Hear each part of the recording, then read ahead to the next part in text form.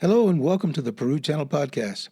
I'm your host, Philip, and today I'm going to talk about something quite a bit more personal today, but it'll be a lot more fun, at least for me, as I share some of my adventures exploring in Peru. A lot of my exploring has been in the rainforest because that's what got me to come here in the first place over 20 years ago. But I think you're going to enjoy this episode almost as much as I enjoy exploring in Peru. I do love to tell stories, and I think this is going to be a lot of fun. I grew up in the suburbs of Dallas, Texas, in the United States. My world was about as far away from that of the rainforest as you can possibly imagine. But, like millions of young boys all around the world, I watched television shows about the jungle with this incredible fascination, dreaming of one day being able to see it for myself. As the years went by, my interest never wavered, though adulthood kind of brought the reality that I might never get the chance to experience it for myself. And then came 2005. I've been working for a company that sent me traveling all over Texas and the western U.S. as their representative. I managed to accumulate a large number of frequent flyer miles and each year use them to travel to a unique vacation spot. Twice I went to San Jose, Costa Rica, where I took these carefully planned day tours to extremely popular tourist sites in the Central American jungle. It was really fascinating and I had a great time, but I always had a feeling that there was something more out there to see. Finally, one year, I decided that perhaps I needed to expand my experience and travel to the Amazon River and explore the world's largest rainforest. After lots of internet research, I decided that Iquitos in Peru's northeastern region would be the best place to go. I chose Explorama Lodge, which is by far the best and still the one I recommend to anyone. 3 days in the jungle with my guide Segundo in May of 2005 was everything that I expected and much, much more. In fact, it was such a life-changing experience that I went back for quick trips to Peru 2 more times that year, once to Cusco a few months later and again to Iquitos at the end of the year. Jump ahead, and I've been traveling here for 20 plus years now. I've lived in Cusco for over 7 years and usually travel 3 to 4 times a month. I'm a platinum level frequent flyer with LATAM Airlines and have been to Machu Picchu itself around 80 times now, with at least that many visits or without going up to the main site itself. And every once in a while, I even hop on a bus to go somewhere even more off the beaten path. My experiences with travel in Peru are not based on a short time and a handful of flights like a lot of so-called YouTube and social media adventurers. I've been up and down the Amazon River on local boats to villages that rarely see outsiders. I've taken tiny crowded vans carrying animals like sheep and chickens inside to remote villages far, far from the nearest tourist spot. I filmed deforestation in the rainforest only to hear gunshots nearby that sent me packing pretty quickly. I've been approached by locals carrying machetes that had me, to say the least, pretty scared. And I've even spent time hanging out with very wary illegal gold miners in the rainforest. I've hiked Inca roads that only locals know about and explored Inca and pre-Inca sites hidden in the jungle that sometimes even locals don't even know exist. I know very, very few people who really explore Peru with a little, often a lot, of adventure. Some of them, people like John Levers and Paulo Greer, are the real adventurers. They're the kind of men who would put Indiana Jones to shame. A handful of others, like Scott Light, for example, may not be at the level of John and Paulo, but they haven't been afraid to go places that few others go, and they have many experiences that really are, quote, off the beaten track, and have my deepest respect for the things they've done and continue to do. It's their seemingly constant thirst for knowledge and experiences that it's hard to explain, but it's an influence and an inspiration to me that just never stops. Certainly, there's nothing wrong with just being a tourist. I know there's always an ongoing debate as to whether one is a tourist or a traveler. But to be honest, it's a silly discussion as the ones calling themselves travelers who are somehow above regular tourists are usually arrogant and conceited and really don't do much more than any tourist. Just because someone spends a few months somewhere and spends most of their time with expats doesn't make them any much more than a long-term tourist. Yet social media, especially YouTube, is packed with people like that. Of course, their intent, as I've said many times before, is about making money by making it look like there's something special. Just to be fair, I met a handful of YouTubers traveling through Cusco who never came across as experts or special travelers. They simply documented their experiences through social media and have done, honestly, what they've done is just really amazing and very enjoyable to watch. Most have far more talent than I do for documenting and sharing their adventures and experiences because just following along with them is what I think YouTube travel videos really should be. I watch travel videos to learn about a place, not to watch some cool, entertaining influencer who thinks it's all about him or her instead of where they are. That may entertain you, but it's not for me and certainly not what I ever intend to do here or in my YouTube videos. Anyway, I have to be careful that I don't allow myself get into that mindset of considering myself more than a regular tourist visitor to Peru. Probably the main difference is that sometimes I'm a little more stupid about some of the things that I do, like where I literally go off the trail into places like the rainforest or remote Andean mountain trails where I really probably shouldn't go. Fortunately, I've been lucky enough to survive so far, and over the years, I picked up enough experience and knowledge to have a decent idea of what I'm doing. Almost all of it with the help of countless people who've been kind enough to share their experiences and move me a little farther down the road toward competence. Unfortunately, not everyone here in Peru is so lucky. Tourists get hurt and even die in Peru all the time. Earlier this year, two visitors were stranded high in the mountains until they were rescued. I saw one report later that I couldn't confirm that one of the pair eventually died. We've had at least two other rescues and a couple of tourist deaths this season that probably could have been avoided had people not pushed a little farther than they were capable of.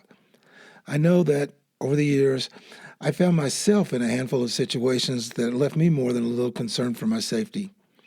Each instance was the direct result of going off on my own.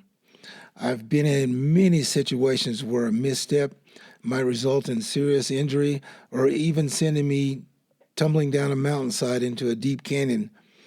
Unlike most people, I know some basics on how to minimize the risks, but the risks are still there, and sometimes circumstances make the situations a lot more riskier than I first expected. Because I almost always go alone, something in itself that is really foolish and is something I'd never recommend to anyone, I have a little advantage in that I only have myself to worry about and can go as slow and cautious as necessary.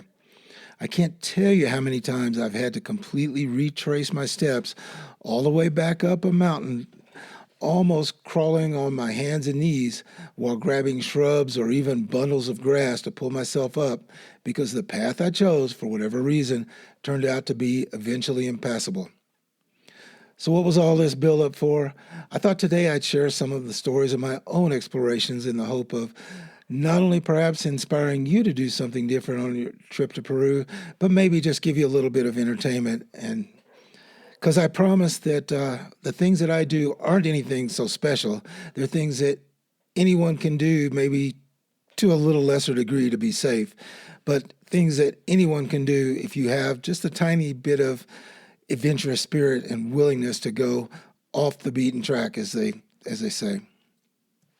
I still remember very, very clearly the first time I did something the slightest bit adventurous.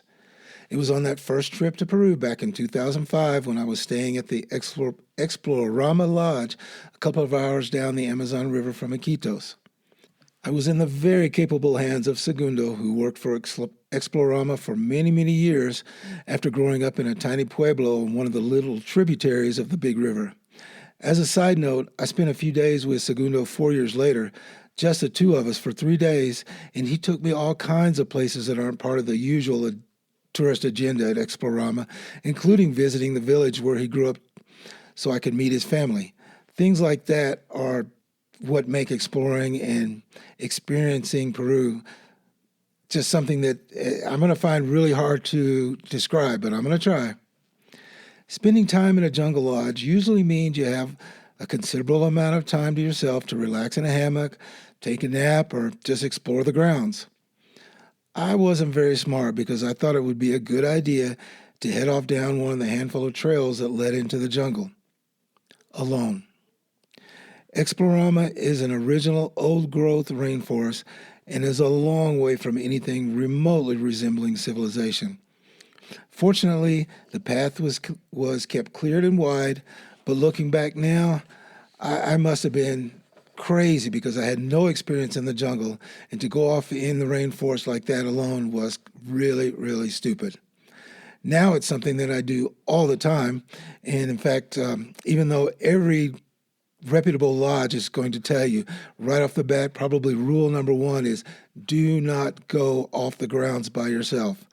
I have been to some lodges where literally I tell them, okay, I'm going to go wander around. We've got a couple hours. I'm going to go wander around in the jungle. And they say, okay, see you back in 2 hours.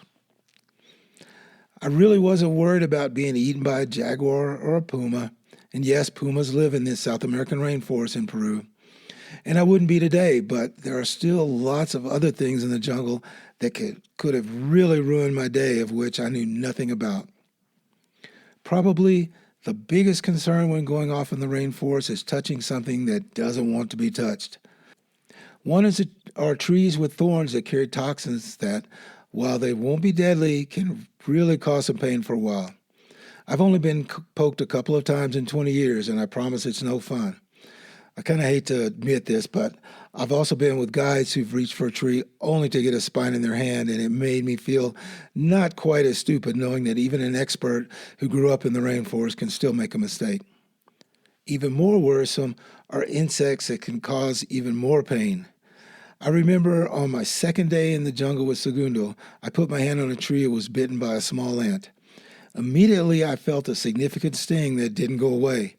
I called to Segundo, who had gone off trail chasing monkeys. He came back, looked at the ants climbing up and down the tree, and said, "Don't worry, it'll go away in 20 minutes." Well, for 20 minutes it hurt, and sure enough, after a while the pain rapidly subsided. I looked at my watch, and sure enough, it had been exactly 20 minutes. Fortunately, I've never been bitten by one of those ants again, but I learned a very important lesson about watching where I put my hand in the future. It's perhaps the most important lesson that I've ever learned, along with watching where you walk and keeping your eyes at least 2 steps ahead.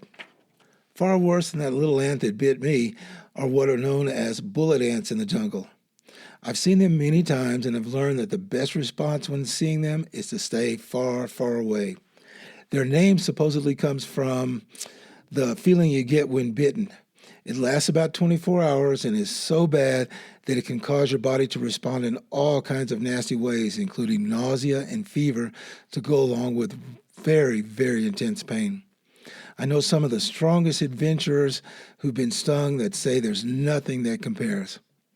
Only once have I ever had a close encounter with a bullet ant, and it scared me so much that I immediately backed away as quickly as I could. I was walking through some dense lowland jungle near Puerto Maldonado, and for whatever reason, a black spot appeared right in front of my head at eye level. As I mentioned before, one thing that you have to do when you're walking anywhere is to look ahead of where you're going to step. Scanning the ground for serpents is one of the most important things because they are there. Because my literal focus was a few meters ahead, my eyes weren't focused on things up close, including the branches and leaves that I brushed aside as I made my way through the undergrowth. Thank goodness bullet ants are relatively huge. They're the biggest ant in the jungle, and they grow to about 2 to 4 centimeters or 1 to 1.5 inches in length. That black spot crawling across a palm leaf just appeared as it made its way through the palm fronds. Had I not seen it, it very easily could have dropped down onto my clothing and possibly inside. They're very aggressive ants, they're territorial, and they don't hesitate to bite.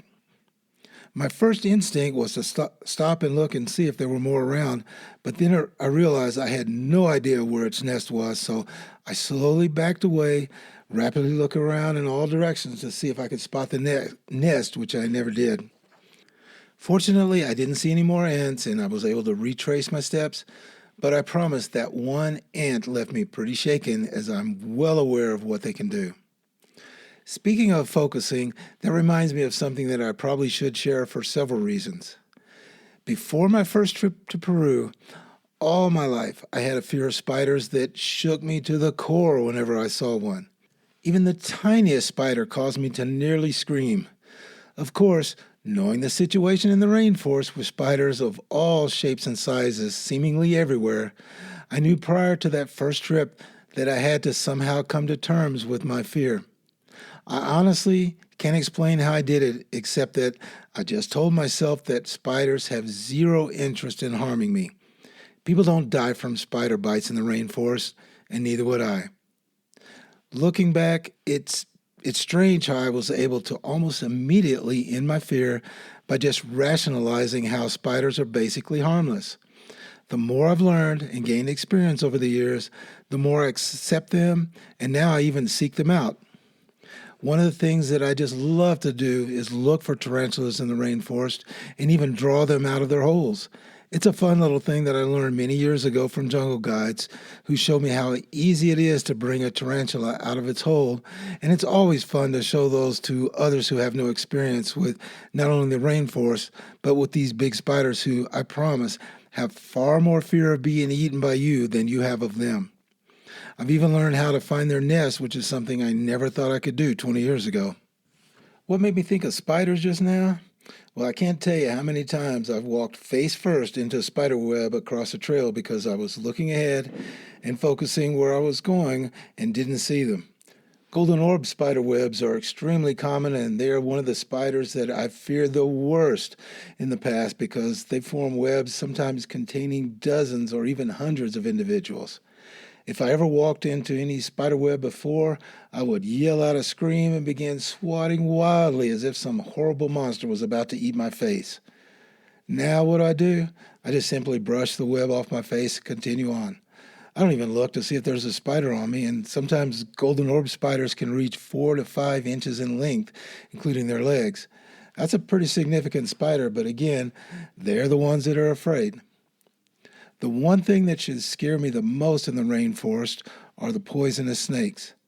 Fortunately, I've never had an encounter with one of them in Peru. No matter what the species, in the jungle they're called chuchupes and are generally part of the fer-de-lance viper family, or the massive and at times aggressive bushmasters that are quite capable of putting you in the hospital for a long time and even causing death.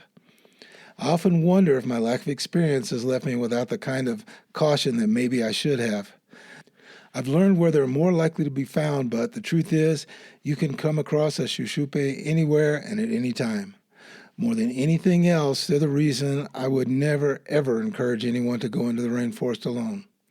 Even in the high rainforest around Machu Picchu, where I've explored extensively, there are still smaller and less aggressive Andean lancehead snakes that I could easily step on to provoke a bite. Those are about a half meter long, and they're related to fer-de-lances. Actually, I think they're part of the fer-de-lance family. By the way, the higher altitude and mountainous jungle is usually more challenging in many ways than the low forest because it lacks the thick overhead tree canopy that often blocks sunlight from reaching the jungle floor. Because of the increased light, the high jungle is usually much more dense because there's more undergrowth that's able to grow on the jungle floor, and that forces you to move slower as you make your way through the lower undergrowth, while in the low rainforest, it's often relatively easy to pass as not much grows there. Also, because of the altitude, it's usually in the mountains where things like landslides and floods in the canyon bottoms result in extremely rocky terrain, which, when covered with leaves, makes footing far more treacherous than in the low jungle. I have to be much more careful walking in the high rainforest and in the low altitudes because of the risk of falling or twisting an ankle. That's always a possibility. Sadly, the Peruvian rainforest is not immune from human threats just like everywhere else. While most people know about Brazil, illegal mining and deforestation is a huge problem in Peru as well. Massive swaths of rainforest along the Rio Madre de Dios above Puerto Maldonado in the country's southeast region have been devastated thanks to mining. While there was a huge crackdown by police and military forces a few years ago that stopped things, it's certainly not completely gone, and there appears from the air to have been kind of a resurgence in illegal mining in places where it was thought to have been stopped. It's really sad to fly over the jungle and see thousands of acres just brown and barren as they're probably going to remain for many decades to come just because of human greed. Miners don't seem to have a whole lot of fear anymore either. I once talked to a pair of miners along the Madre de Dios just about an hour south of Puerto Maldonado. Though they had a relatively small rig, it was plain to see along the riverbank, and the generator could be heard from far, far away. The sound of other miners in the area are often heard almost any time of the day or night. Obviously, they're operating without any concern about the local authorities. Another time, I was walking along a path about an hour down the Amazon River from Iquitos in Peru's northern rainforest and saw quite a bit of clear cutting of the forest in one section. I thought, okay, I'm going to pull out my drone, which I happen to have with me, and I'm going to fly to document what it looks like. I hadn't had my drone up for very long when I started to hear gunshots not too far away. I have no idea if they were shooting at me or even knew if I was there, but the coincidence was just too great, and I immediately flew my drone back as fast as I could and took off in the opposite direction of the gunfire. Things like that are uncommon, but it's easy to make someone disappear in the jungle. All you have to do is take their body deep in the rainforest and bury it where it will disappear in a very, very short time. Sadly, as I've talked about before, disappearances happen all the time. I've mentioned in earlier episodes that ayahuasca tourists sometimes disappear and no one can or will say what happened to them. It's accepted in jungle communities that they either died accidentally as a result of some kind of drug interaction, or they were deliberately killed and their bodies disposed of where they would not be found. Not everything in the jungle, of course, is as dangerous as it seems. I remember one afternoon when I was walking on a trail not too far out of Iquitos, and I heard a motorcycle coming up behind me along the dirt trail. I was flying my drone again at the time, and when I turned around, I saw a young man coming up with a machete strapped to his back. Now, probably for most people, myself included, that's kind of an unusual sight to see. Needless to say, I was a little concerned as he began to slow with the obvious intention of stopping, and since we were really far from any help, as I always do, my mind immediately started looking for an escape route where I could perhaps get away. As he approached, we both said hello, and then he looked up and asked if I was flying a drone. Turned out, all he wanted to do was just watch. We talked for a little while, and I let him look at the screen showing the scene from the drone high above until he finally said adios and drove off down the trail on his motorcycle. Drones are not that common, especially for locals, so it was a pretty cool thing, and I could tell by the big grin on his face that he was enjoying watching his neighborhood from high above through the drone camera. While machetes are incredibly threatening to those who don't spend much time in the jungle, they're like the Swiss Army knife of those who live there, by the way. I even have one myself, though I really don't travel with it much. It has to be checked in my luggage if I'm flying, and it's a little big for a normal bag to go anywhere else. I talked about spiders, but other animals really aren't much of a concern. My biggest desire is to see an anaconda and a jaguar in the wild. Spotting a puma would also be nice, but being from Texas, pumas aren't that big a deal. And sadly, I haven't run across any of those just yet. I have seen all kinds of things like capuchin monkeys, squirrel monkeys, which are my favorite, by the way. They're so cute and so active. I've seen red howlers and even a very rare tiny tamarin. I've been lucky enough to watch giant river otters having lunch just a few meters away. I've seen lots of black caiman and even a couple of white caiman. Sometimes they grow as big as 5 meters long in the jungle. Once I was lucky enough to see a jaguarundi, which was a dark-colored jungle cat. He walked out onto the trail about 20 meters in front of me as I was walking alone. And since I always try to be as quiet as possible, he didn't even see me until he slowly turned his head in my direction, looked for a second or two as if wondering what in the world was this strange creature who was in invading his territory, and then he turned around and slowly walked back into the jungle. Another time, I was walking along a dirt road above the little village of Pilcopata in the Manu National Park, and I hadn't seen a single vehicle pass for a long time, which really wasn't a surprise when I heard something in the bushes to my left. It was obvious it was something bigger than the usual bird or lizard rustling through the leaves. You can't imagine my surprise when a kinkajou suddenly appeared just a few feet away. They're related to raccoons and coatis and are extremely rare since they tend to stay high in trees and only come out at night. I wasn't exactly sure what it was until I compared the photos that I took with those that I found on the internet.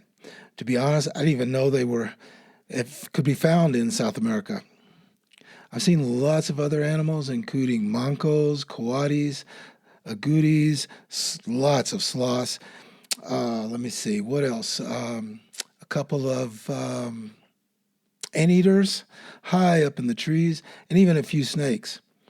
One of the big disappointments is that I've yet to come across a really serious snake like the shushupis that I mentioned earlier, although I guess coral snakes come close, but they're really not all that aggressive. I know that one day I'm going to find one. I frequently look for them in the places where they're most likely to be found, between the buttresses of the roots of massive lapuna or patumalo trees, where they lie hidden with perfect camouflage among the leaves, waiting for the small animals to come along to eat fallen fruits. In truth, I'm probably better off never finding one, especially when I'm out alone in the jungle, but I still want to look. Hopefully, you can tell from listening to my voice when I talk about the rainforest that I have a deep passion and love for it like nowhere else. Well, I'll be honest, the one thing I hate is the hot and humid weather. There's not much else that I don't like. I'm sure it all goes back to my youth of watching TV documentaries. It's a place that's completely different from anywhere I'd ever known my entire life. If you ever have a chance to visit, make sure you have a guide who is not only knowledgeable, but has a passion. I know a lot of guides who know so much, but they don't have the desire to share it except as part of their job. I've walked through the jungle in the Tambopata Reserve, where a guide is required, as I said, and used my time to share what I've learned, like how to find things like lizards and tarantulas, where to look for hiding insects, what to listen for if you want to see things like monkeys and jungle squirrels. But I share things when the guys, for whatever reason, don't. I have to admit that my proudest moment was a few weeks ago when I was in the back of a group I was hiking with so I could spend more time filming and taking photos. The guide stopped the group up ahead, and we hadn't gone very far into the Tambopata Reserve, and he called me up to the front and asked me to go ahead to find things like I described above so the group could see when they caught up. For a city boy who grew up around Dallas, to be trusted enough by a jungle guide to scout ahead meant an awful lot.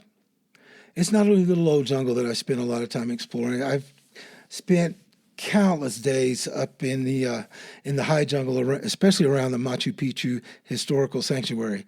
As I think I mentioned before, I've been there so many times without even going to Machu Picchu. I'm probably the only visitor that does that. I've been in the jungle and found things like, like for instance, the river Intihuatana that's near Machu Picchu. It is so hard to find that now it's almost impossible because some of the local people who have blocked it off because they don't want people coming to see that they've planted illegal banana trees and such. It's not supposed to be closed off, but it is. And the river Intihuatana is, I'm not going to try to explain it, but it is an Inca site unlike any other I've ever seen or heard of, including Machu Picchu. Even though it's so buried in the jungle, there was a part of it that I really wanted to see that it was extremely just amazing to me. It was a round wall, very small, had a cave underneath and a door that opened to nowhere. And it took me 4 times going there to find it. In fact, one time I literally stood on top of the wall, and because it was so covered in the jungle, I couldn't even see what was there right below my feet. Anyone who knows anything about Machu Picchu knows that there are lots of roads crisscrossing the mountains surrounding the site. There's at least 7 or 8 roads leading in and out of Machu Picchu itself, and lots of others in the sanctuary that are almost unknown and have been covered by the jungle for maybe almost a century. I know a few years ago I was talking with the former director of the Machu Picchu sanctuary, and he told me that there are 60 known sites, not buildings, but sites just in the sanctuary, which is really not all that big. There are places that tens of thousands of tourists walk past every year, but they don't even notice, even though they're just a few feet away.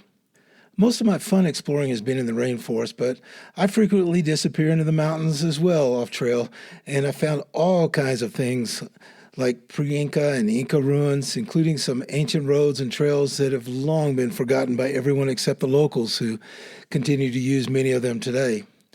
The Andes Mountains around Cusco, where I live, are relatively open with few trees, especially once you get into more remote areas at higher altitudes. And it's a little harder to get into trouble, but it sadly does happen sometimes. People have been known to fall off cliffs or slip into ravines from which they're unable to escape. Sometimes they're rescued, but sometimes they're found too late. It's a much more common occurrence than people realize, and almost always comes from people getting into situations for which they're not really prepared, especially when something unexpected happens, like a fall or the sudden appearance of seriously inclement weather. Sadly, even those who trust their safety to a guide isn't guaranteed of getting back okay. A few months ago, there was a large group that was hiking in the mountains that were struck by lightning. The tourist group or the tourists themselves all had to be transported to local hospitals, but the guide didn't survive. It's not uncommon for guides to take people into situations that are dangerous because they don't want to lose out on the money that would result if they had to cancel the trip at the last minute. As I've said many, many times, and I'll continue to, uncertified and unlicensed guides and agencies are a huge problem in the Cusco area. The biggest problem in the mountains for me is the unexpected nature of the always changing weather, especially during the cloudy and rainy season that runs roughly from November through March, though this year it went all the way into May. Most people just call it the rainy season, but it's never really all that bad. That brings to mind images of monsoon weather and huge massive rains, but it doesn't happen like that. It just seems that way compared to the rest of the year when rain is almost non-existent and the skies are blue and mostly sunny every single day. Because you're in the mountains though, bad weather can appear over a mountaintop and be upon you in just a matter of minutes. You can go from mostly sunny skies to a heavy lightning storm in a very, very short amount of time. That's why I'm extremely careful to be conscious of places to hide whenever I'm high in the mountains, especially in remote areas. Knowing where there's a cave nearby or even just an overhang large enough to hide under can not only avoid a very uncomfortable situation, but it can actually save your life. I've sat out storms for long periods with lightning all around more than once in the past in a shelter that I had taken note of earlier in my hike. It's not pleasant and can get really boring for someone like me who likes to be on the move, but even sitting for an hour or 2 or 3 is better than the alternative. The good thing about hiking in the mountains around Cusco, though, is that you're never usually really far from someone. As long as you don't fall off a cliff or break a leg or do something really stupid, you can get to someone for help eventually. The only time I've ever found myself in a really bad situation was one time when I was hiking between Cusco and Chinchero on a rarely traveled route when a massive hailstorm struck. Fortunately, the hail was small, or things would have been a lot worse, and there also was no lightning associated, but it was heavy and very, very quickly covered the ground, making everything white with no recognizable trail. The melting ice also covered everything with running water along the mountainsides, and that forced me to traverse a relatively steep section of mountain with some unsure footing and the prospect of a significant drop-off into the canyon looming with every step. It was absolutely no fun at all, as I had to move very, very slowly, certain of every footstep. I also didn't have an umbrella, which was another stupid mistake because anytime I go into the mountains, I try to carry an umbrella, whether it's the rainy or the dry season. You just never know what's going to come over the mountain. Seeing the route in this circumstance was just impossible, and I had to basically depend on my knowledge of where the route should have been to basically stay on track of where I was going as much as possible. It took several hours to make my way back down, and though my pants were fairly soaked, my feet were dry along with my head and torso thanks to the Marmot Precip jacket, which I now swear by as my go-to gear when rain is possible because it has been tested in the worst conditions. Oh, by the way, my feet were dry because I don't go into the mountains or in the jungle without wearing waterproof shoes. The only other concern that I have in the mountains may be for some even more scarier, and that's dogs. The mountains around Cusco are full of sheep, and those sheep are guarded by dogs who can become extremely aggressive. It's always a good idea to have some kind of stick at the ready to fight off dogs. If not, immediately reach down. If you see dogs anywhere or just hear them barking, make sure you got a handful of stones. I remember several years ago when 3 dogs surrounded me and I was seriously concerned that I was about to be attacked until the campesina woman ran over from watching the sheep to call them off. I was throwing rocks and they still weren't stopping, and they were slowly surrounding me and moving in. And it was a scary situation, to say the least. The good thing when you're hiking in the mountains is that the few people you're likely to come across are generally very friendly. They may be spending all day sitting alone in the mountains watching their sheep, and sometimes are more than a little happy to chat with anyone who speaks Spanish, or even better, a little Quechua. You'd be surprised at just how far up in the mountains you'll come across a farmer or two, maybe with some of the family working on a tiny little potato field where you thought there wasn't a soul nearby. I've been invited to stop and drink chicha during a rest break and have a little talk about whatever topic comes up more than once. Chicha, by the way, is a traditional drink made from lightly fermented corn that is extremely common in rural areas, but almost never found in the city. The tradition is to pour the first little bit from your glass onto the ground as an offering and a way of saying thanks to Pachamama or Mother Earth, and that's something that's been done for centuries. I remember the first time I was walking on the old Inca Road between Pachar and Ollantaytambo, and I came across a family that was plowing a field with oxen. Yeah, they still do that. You see more and more tractors, but people still use cows to plow their fields, especially when they're in places that are hard to reach. I stopped to visit with them a little bit, and the old matriarch of the family, who was leaning up against a rock, offered me a glass of chicha. I still remember the big smiles that broke out on their faces when they watched me tip my glass and pour a little bit onto the ground. I know they had no expectation of a foreigner who not only knew the tradition, but actually did what has been done for centuries with chicha. It's little things like that that make for a real adventure in Peru, because adventure is not just going off into the wilderness. It's interacting with people that you normally would never have anything to do with. I've said this many times. Peru is more than fantastic places. Peru is about its people, including the ones who may never have spoken to a foreigner in their entire lives. Real adventure in Peru is embracing everything here, including its people. They are the real treasures, and those are the memories that will stay with you far longer than any selfie at Machu Picchu. Okay, before I call it quits on this episode, I want to let you know the situation at Machu Picchu that is always seemingly changing, yet it always stays the same. Peru's Ministry of Culture has refused to stop selling last-minute tickets in Aguascalientes for the next day. For a couple of years now, 1,000 tickets are set aside for the following day, but that requires you to spend the night in Aguascalientes. This was a demand of the tourism businesses there, who protested and literally shut down Machu Picchu by blocking the train tracks. Their intention was, of course, to force people to spend a night there, resulting on more money being spent at hotels and restaurants. Basically, they extorted the ministry, who were unwilling to provide a more modern and fair system. Despite changes in the procedures, to this day there are crowds and long lines trying to get tickets. Many people are having to spend 2 to 3 nights in Aguas Calientes trying to get a ticket, as reported just in the last few days.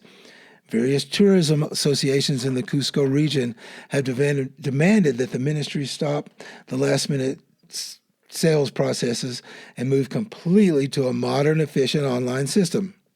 But so far, the Ministry of Culture has refused to do so. Even worse, there are reports of some hotels and restaurants raising their prices as much as double because the demand is so high, with tourists forced to spend more time in the village trying to get tickets to Machu Picchu. Some international tourism associations are no longer recommending Machu Picchu as a destination. Local agencies are saying that international travel agencies are advising their clients to avoid not only Machu Picchu, but the entire Cusco region, thanks to local mismanagement. The Ministry of Culture is putting the blame on tourist entities in Cusco who tell their visitors that they can easily get tickets in Aguas Calientes without telling them the realities of the process. The mayor of Aguas Calientes was roundly ridiculed for asking that the amount of last-minute tickets be increased to 1,500.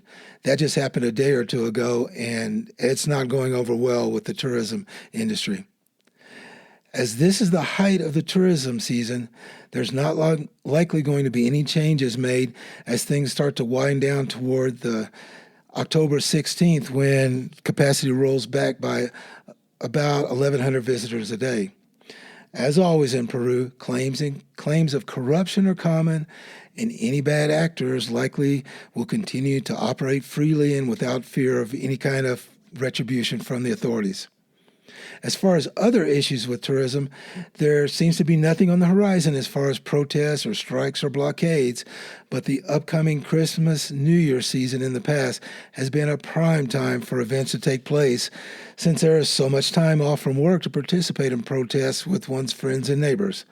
That sounds a little crazy, but taking time off from work or using your free time to go out and march and drink a little beer and afterwards, or even before, which I've seen happen, that's a reality in Peru.